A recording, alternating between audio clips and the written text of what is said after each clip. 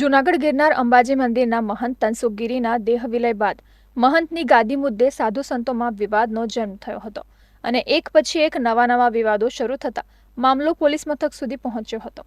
સાધુ સંતોના ચાલી રહેલા વિવાદ મામલે આજે જિલ્લા કલેક્ટર દ્વારા પ્રતિક્રિયા આપવામાં આવી હતી. સમગ્ર મામલે આજે કલેક્ટર અનિલ રાણાવસિયા દ્વારા સત્તાવાર જાહેરાત કરવામાં આવી હતી કે અંબાજી મંદિર, ગુરુ દત્તાત્રેય અને ભેડભંજન મંદિરમાં વહીવટદારની જવાબદારી જૂનાગઢ મામલતદાર અને તેમને આધીન બધું રહેશે.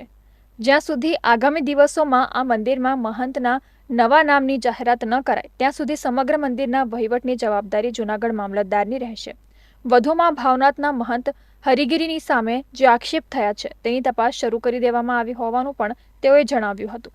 ભૂતનાથ મંદિરના મહંત મહેશગીરી બાપુ દ્વારા જે પત્ર વાયરલ કરવામાં આવ્યો છે તેમાં ભવનાથ મંદિરના મહંત તરીકે બેસવા હરિગીરી બાપુએ પૈસાની લેતી દેતી કરી હોવાના પત્રમાં આક્ષેપ કર્યો હતો, જે ઘટનામાં એફએસએલની પણ મદદ લેવામાં આવશે. મને ધારાસભ્યશ્રી તરફથી અને મહંતશ્રી તરફથી જે પણ ગ્રીવાંસ આવ્યા હતા એના માટે જરૂરી ઓલરેડી તપાસ આપી દેવામાં આવી હતી અને એના માટેનું જે અત્યારે જે શરતો છે એ શરતો પ્રમાણે ત્યાં કામગીરી થાય છે કે નથી થતી એનું વેરિફિકેશન કરવા માટેનું આપણે રિપોર્ટ મંગાવ્યો છે અને એ રિપોર્ટ આવે આપણે એમાં કાર્યવાહી કરીશું અને આગળની જરૂરી જે છે જે કાર્યવાહી થશે. એ મેં આપને કીધું કે અત્યારે જે ઇન્કવાયરી ચાલી રહી છે એમાં ખૂબ અમે ડિટેલમાં જઈ રહ્યા છે અને એફએસએલ વગેરેની પણ મદદ લઈ અને સત્યતા વિશે કર્યા પછી જ આપણે એમાં જરૂરી જે કાર્યવાહી છે એ કરવામાં આવશે.